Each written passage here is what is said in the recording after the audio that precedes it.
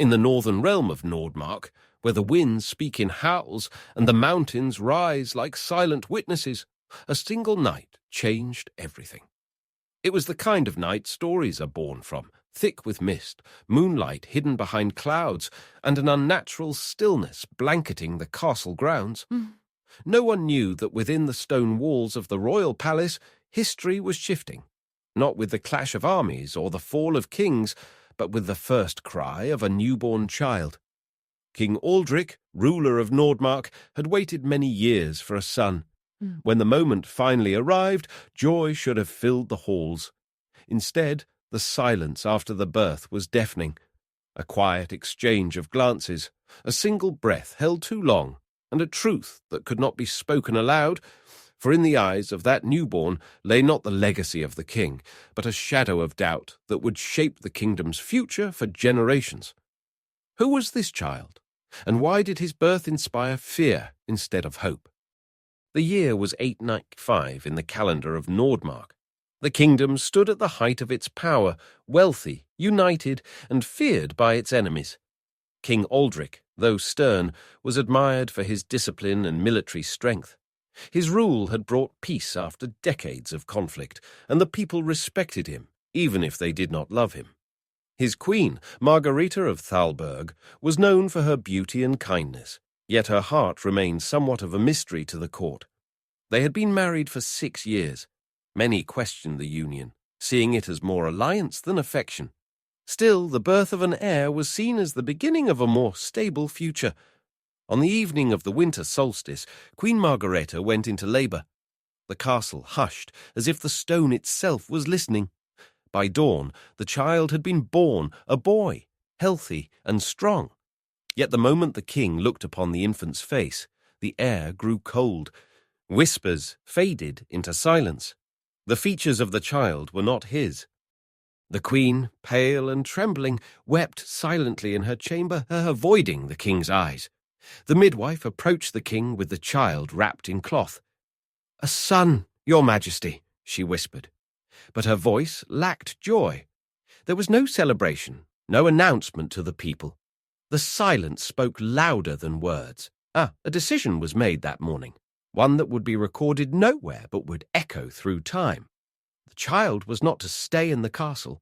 No public execution, no spectacle, only quiet instructions given to the captain of the guard.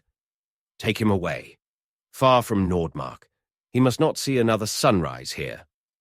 The captain chosen was Jorg, a man loyal to the king since boyhood.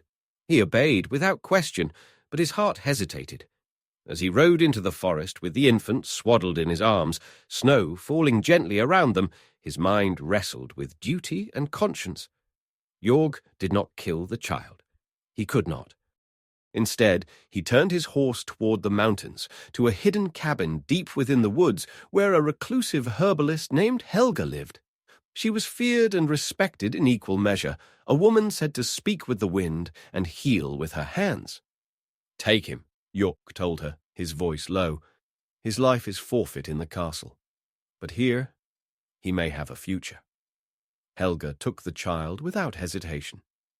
"A king's son, raised without a crown," she murmured. "This child is not done with Nordmark." Jorg returned to the castle with a lie heavy on his tongue. The child had perished in the wild. The king said nothing. The queen, alone in her chamber, cried quietly as snow fell against her window. But rumors began to stir. No official mourning, no burial.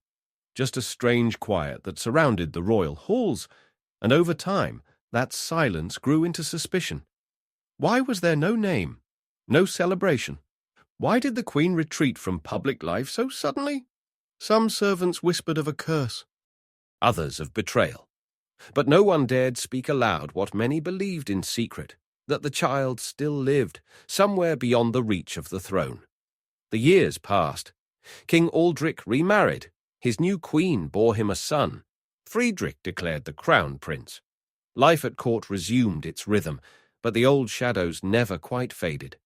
In the long halls of the palace, when the wind howled through the stone, some claimed to hear the echo of a child's cry, a ghost of a future that had once been silenced. The events of that winter night would remain hidden from the world, but for those who were there for Jorg, for Helga, for Queen Margareta, those hours became an eternal wound. Something lost, something unspoken, and something unfinished. In later years, strange accounts would emerge. Travellers in the mountains speaking of a boy with noble eyes and an unexplainable calm. A young man who spoke little, but seemed to understand the world with a wisdom beyond his age. Could it be the same child? Had the prince, once cast aside, survived? No one could say for sure, but those who believed in fate whispered that Nordmark's story was not yet done, that the child born under silence would one day return not as a beggar or a soldier, but as something more. The prophecy, long forgotten, had once spoken of a son born in the shadow of the solstice, a child who would lose everything, only to return when the kingdom needed him most. But prophecy is dangerous. It shapes hope and fear alike. And somewhere in the dark corners of the kingdom, others listened too. Men with ambition. Eyes turned toward the throne. Secrets, long buried, began to stir. As Nordmark looked forward, few realized that the past was about to rise again, because in the cold silence of that forgotten night, a king had lost more than trust, a queen had lost more than love, and a child had lost his name. Yet that name would one day echo louder than any crown. Far from the stone towers of Nordmark, beneath the thick canopy of the highland forests, a boy grew in silence. He knew nothing of kings or crowns. He knew the taste of wild berries, the sound of owls in the dark, and the scent of pine after rain. His name was Matthias. To the villagers who passed near the forest's edge, Helga was a figure of mystery. A healer? A loner? Some said a witch. But those who truly knew her spoke of her kindness, her knowledge, and the boy she called her own. Helga had no family. She lived in a wooden cottage half swallowed by moss and vine. It stood at the edge of a cliff, overlooking a valley where morning mist drifted like forgotten dreams. There, Matthias took his first steps, not on marble floors, but on damp earth, not watched by nobles, but by foxes and crows. He was a quiet child, thoughtful, observant. His eyes held a depth Helga never understood fully. He learned quickly. He spoke little. When he did, his questions were often too large for his years. Why do the trees move when there's no wind? Why do people fear the forest, but still come for help? Where do I come from? Helga answered each with the same careful story. The gods brought you with the first thaw of spring, a gift left in the snow. He always nodded, but something in his eyes said he didn't believe her. As the years passed, Matthias learned to gather herbs, to set broken bones, to read the language of clouds and stars. Helga taught him all she knew, but never told him what she feared most, that one day someone would come looking. Time moved differently in the mountains. Seasons spoke louder than calendars. Years passed with the falling of leaves and the thawing of rivers. By the time Matthias reached manhood, he had become a part of the landscape. Strong from climbing, quiet from listening, wise from solitude. He helped those who dared visit Helga's cottage, farmers with injuries, mothers with sick children, travellers with strange dreams. They came not just for herbs, but for comfort, for answers. And often they left in silence, glancing back at the young man with the steady gaze. Some claimed he had the look of nobility. "That one's no mere healer's boy," a merchant once whispered. "There's a crown in those eyes." Helga had heard enough. That night she scolded Matthias. "Never speak your name outside this forest. Never show them the medallion." The medallion, silver, simple, a royal crest engraved at its centre. It had always been his, hidden beneath floorboards, wrapped in cloth. "Why do I have it if it means danger?" Helga did not answer. But fate, like the river, bends toward what must be. And so came the day when everything changed. Helga had fallen ill. Her hands, once steady, trembled. Her voice weakened. Winter came early that year. Snow layered the roof. Wolves howled in the valley. And Matthias, now tall and strong, stayed by her side, One night, without clouds, she reached for him.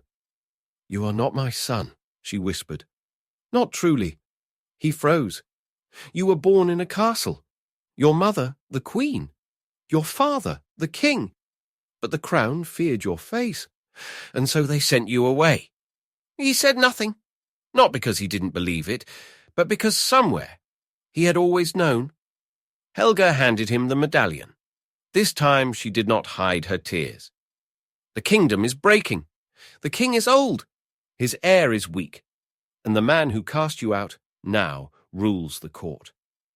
She placed something else in his hand, a letter, aged and sealed. "When the time is right, go to the capital. Show this to no one but the royal astrologer. He will know." "Why tell me now?" "Because Nordmark needs you." Helga died before the last snows melted. Her grave was marked with a simple stone placed beside the roots of a tree she had planted the year Matthias arrived. He packed little: the medallion, the letter, a pouch of herbs, and memories he could not carry. He walked alone down the mountain, not as a prince, not yet, but as a man with questions. In the villages below he saw what Helga had hinted at: abandoned farms, silent markets, fear in the eyes of those who once sang. He heard rumors of taxes doubled, of soldiers in the streets, of a king who no longer ruled, and a duke who whispered louder than law. The capital was 2 weeks away, and every step toward it brought more signs that the kingdom he had never known might soon become a place no one could recognize. What would he find there? A family? Enemies? Or just more secrets? And if his blood held truth, what would he do with it? Matthias did not know, but he walked onward, down paths that once led to exile. Now perhaps they would lead to destiny. The capital of Nordmark was not what Matthias expected. He had imagined white towers and bustling streets filled with laughter and light. What he found instead was a city hunched beneath heavy clouds, its once bright banners faded and torn. The people walked quickly, heads low, and soldiers in grey cloaks watched from every corner.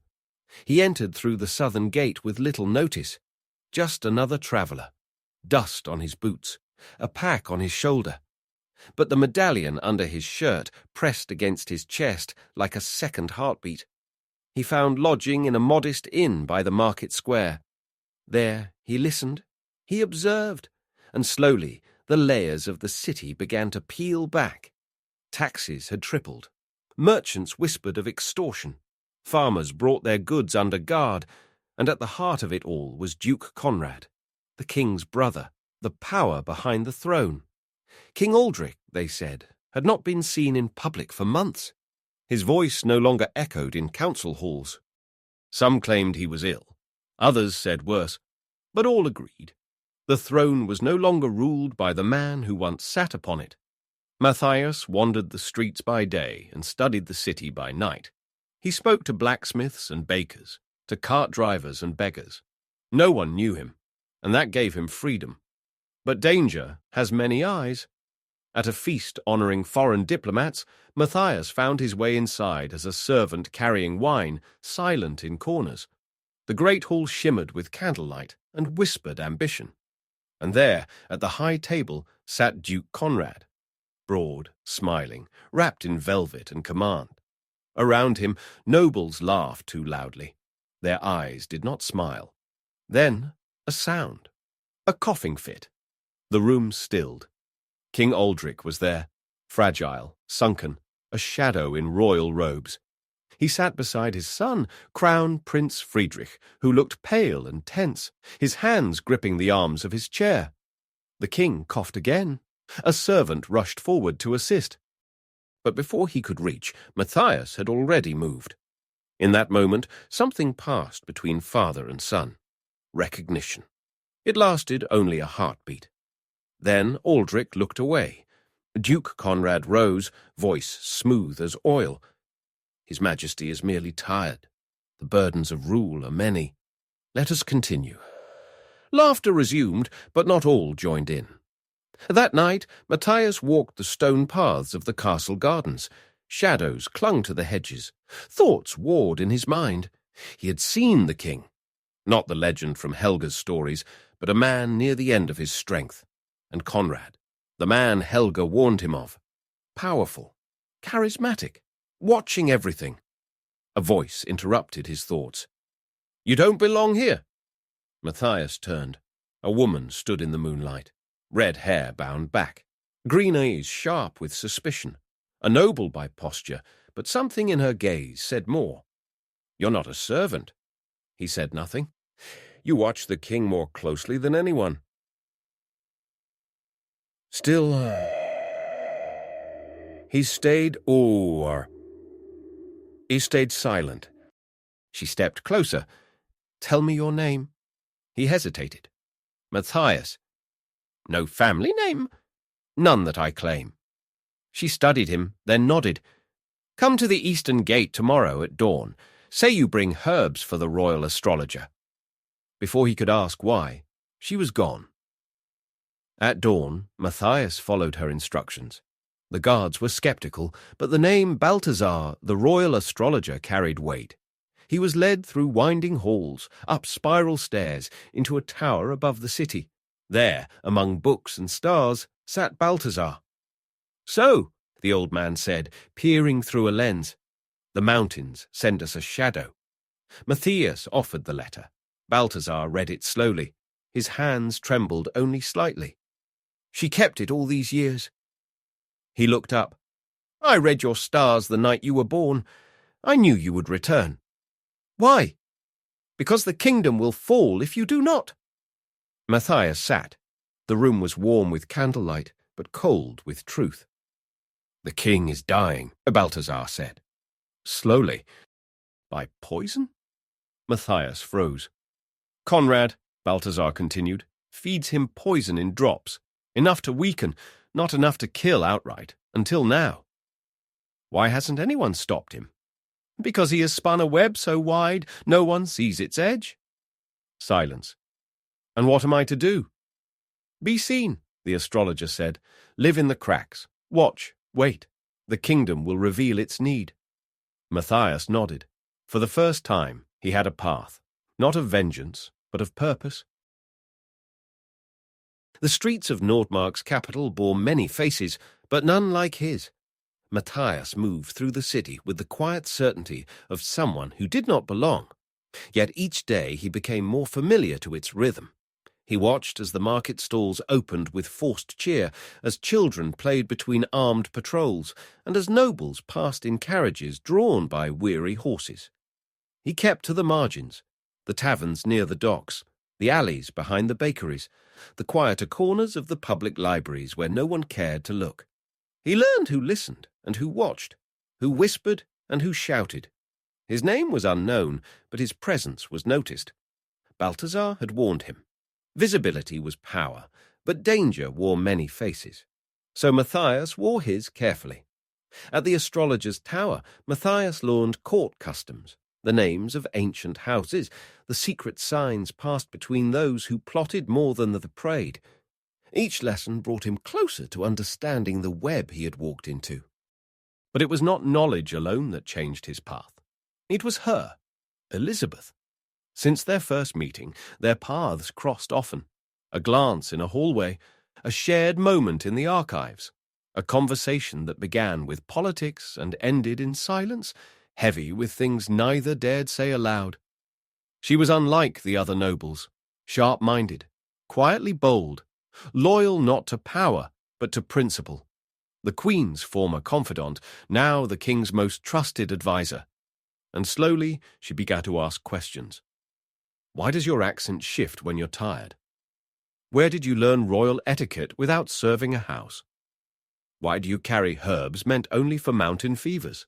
Matthias answered with half-truths. But in her eyes, he saw something more dangerous than suspicion. Recognition.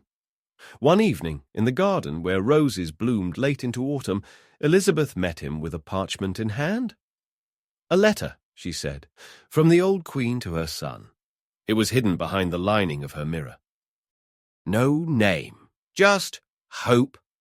She looked at him. "Why does it sound like she was writing to you?"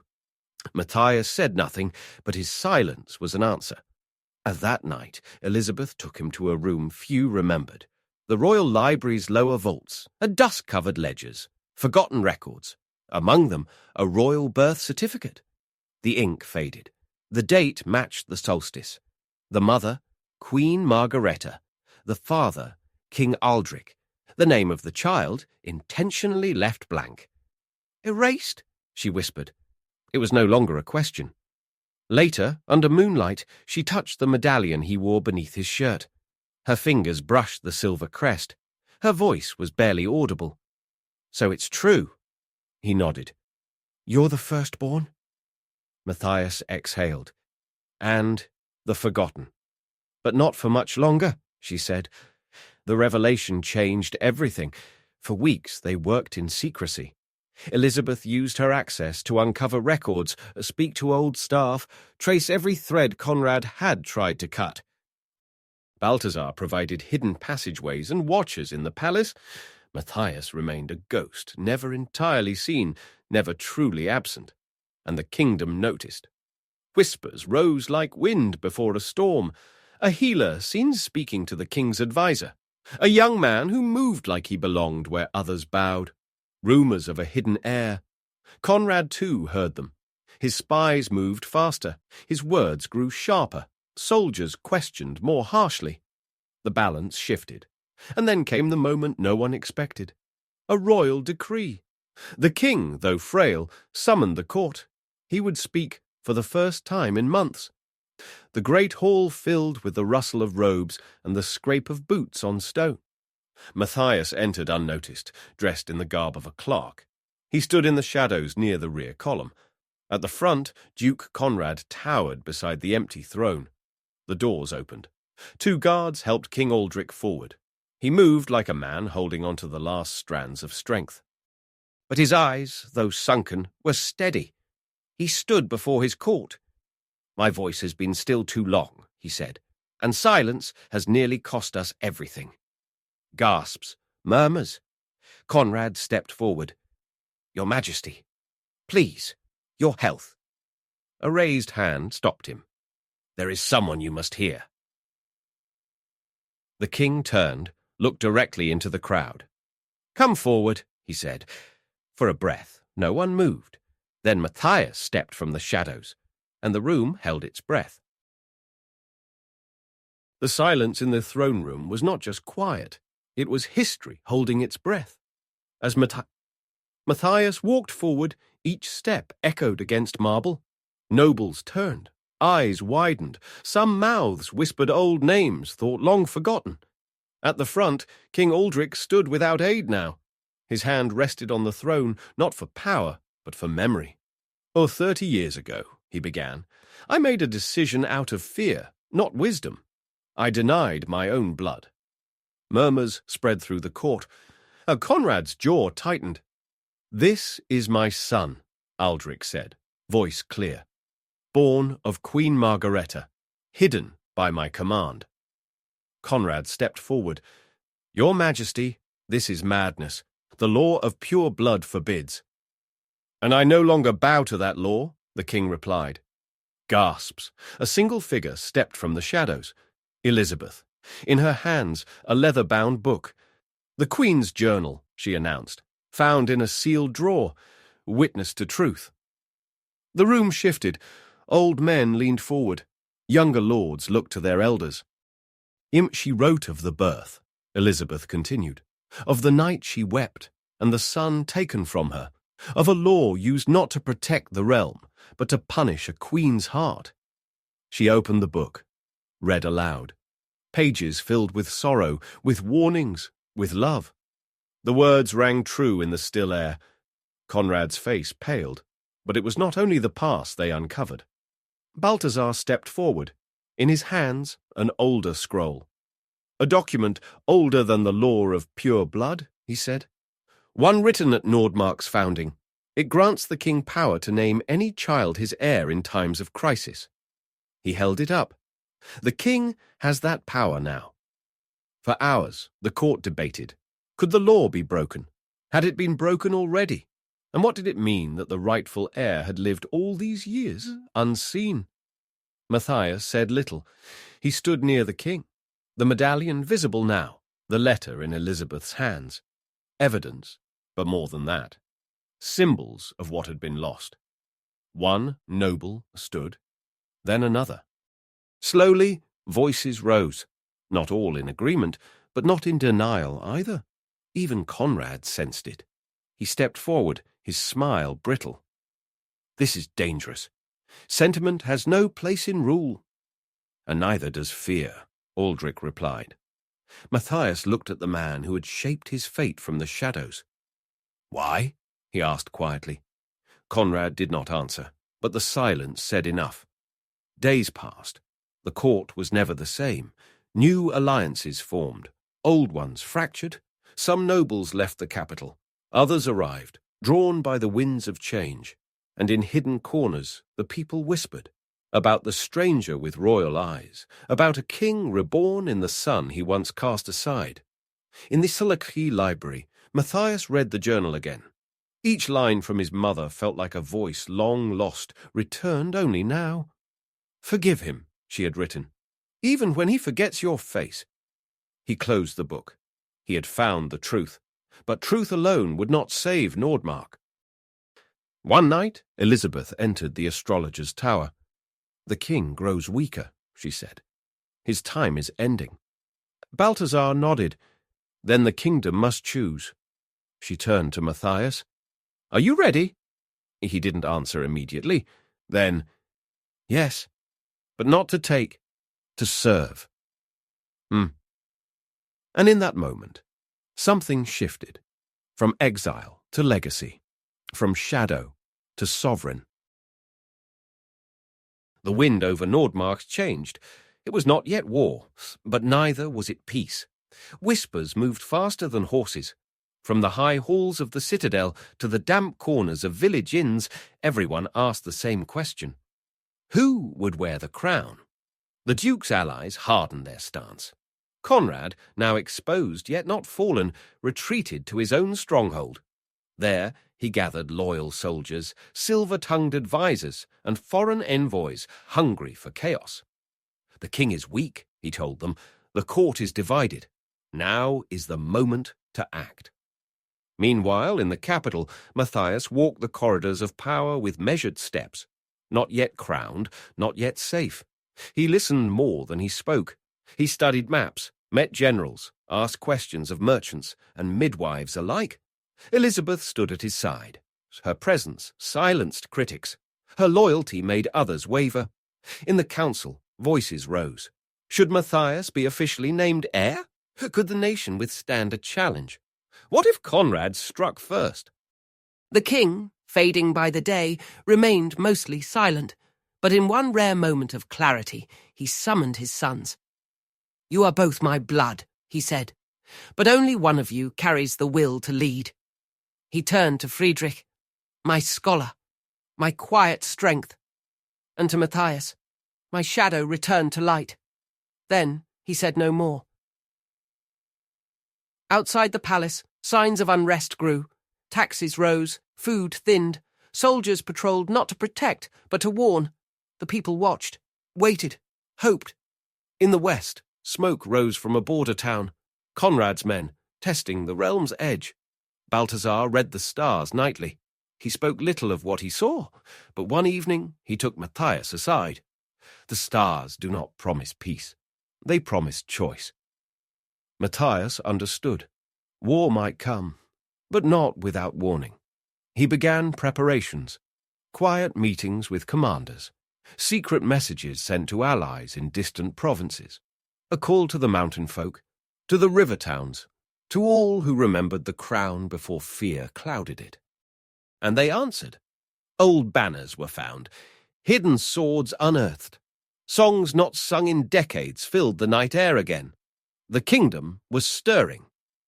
Conrad, in his fortress, received word of Matthias's moves. He laughed. Let them dream. Dreams are soft. Steel is not.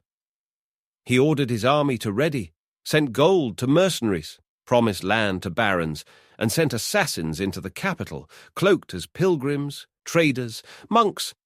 One reached the palace garden, but found not a prince alone, but a queen in waiting, waiting for him. Elisabeth did not scream. She moved like a thought, fast, sharp, a dagger hidden in her sleeve. The assassin fled, bleeding, caught by guards. From that night on, no one questioned her place at Matthias's side. The court gathered one final time before the king's death. Matthias stood before them. I do not ask for the crown, he said. I ask for your trust. He showed them no promises, only plans. He spoke of farms rebuilt, of trade renewed, of justice that served more than birthright. He ended with a single sentence. If I am to rule, it will be by your choice, not my claim. Silence. Then, one by one, they stood. Friedrich stood first, Elisabeth beside him, Balthasar, hand on heart, and then the rest, not unanimous, but undeniable. The king died before dawn, but the kingdom, long asleep, had finally woken up. Dawn broke cold and silver over the towers of Nordmark. The kingdom held its breath. Inside the stone walls of the palace, footsteps echoed as messengers ran, as soldiers took position, as rumours moved faster than flame. The throne was empty. The king was gone. But not the crown. Matthias stood at the heart of a storm he never asked for. Once a shadow among trees, now a figure under banners, he watched as courtiers, knights, and commoners tried to make sense of the new world taking shape. His blood had spoken. His name had returned. But power, he was learning, was more than blood and truth. It was belief, and belief had to be earned. Beside him stood Friedrich, no longer pale and unsure, but calm and clear-eyed. And near, as always, was Elisabeth. Their presence steadied him, yet the weight of decision was his alone. The royal court met in full for the first time since King Aldrich's death. High nobles, guild leaders, generals, and priests gathered in the vaulted chamber. The throne stood draped in black silk. At its base, the royal seal, cracked but not broken. Matthias spoke, not with command, but with clarity. I do not claim the throne by right alone. I claim it in service. Whispers rippled through the chamber. Some nodded. Others narrowed their eyes. Then Friedrich stepped forward. I stand with him. That changed everything. The nobles began to murmur, some pledging support, others hesitating. But the moment shattered when a door swung open and a figure entered, dressed not in velvet, but in steel. Duke Conrad. He had escaped capture during the fall of his inner circle. Now he returned not with parchment, but with sword. Behind him marched mercenaries, armoured and armed, bearing a sigil not of Nordmark, but of a foreign house. This farce ends now, he said. You kneel to a fraud. Matthias stepped forward. I kneel to no lies, and I fear no truth. Conrad's eyes burned. Then face it. Steel to steel. The city trembled. Guards clashed with mercenaries in alleys and courtyards. Bells rang not for celebration, but alarm. Fire broke on the horizon as parts of the lower market caught flame. In the grand square before the palace, a crowd gathered, some to watch, others to fight. Among them, villagers who had come to plead for food, merchants who had once paid silent bribes, children who had only known shadows. Matthias refused to hide. In simple armour, with no crown, he met Conrad beneath the steps of the great hall. The people saw not a prince, but a man, and that mattered more. The duel was not official. It was not ceremonial. It was the collision of two visions, one of rule by fear, one of rule by service. Conrad fought with brutal strength, seasoned by years of silent dominance. But Matthias fought like the mountains, patient, knowing when to give, when to strike. At last, Conrad fell, not killed, but beaten, disarmed, and in front of the kingdom, broken not by blade, but by the will of the people. Matthias did not finish him. He stepped back, turned to the watching crowd. Let his fate be yours to witness. Let justice be by your voice. The court returned, not in whispers, but in unity. The throne was no longer empty. Matthias knelt only once before the memory of the woman who raised him and the promise he made, to serve, not rule. And then, standing, he accepted what the kingdom had already given, not a crown of gold, but a trust of thousands. And in that, the real reign began. It began not with trumpet or triumph, but with silence. Matthias stood alone in the garden before dawn, hands in the earth, planting the first of 1,000 trees, not for ceremony, but for memory, for Helga, for Margaret, for those whose voices had shaped him from the shadows. Inside the palace, the throne room had changed. The gold remained, but the guards no longer stood like statues. Light entered through windows long shuttered. Walls once draped in velvet now bore tapestries of fields and forests. The kingdom no longer gazed upward to power, it looked outward to its people.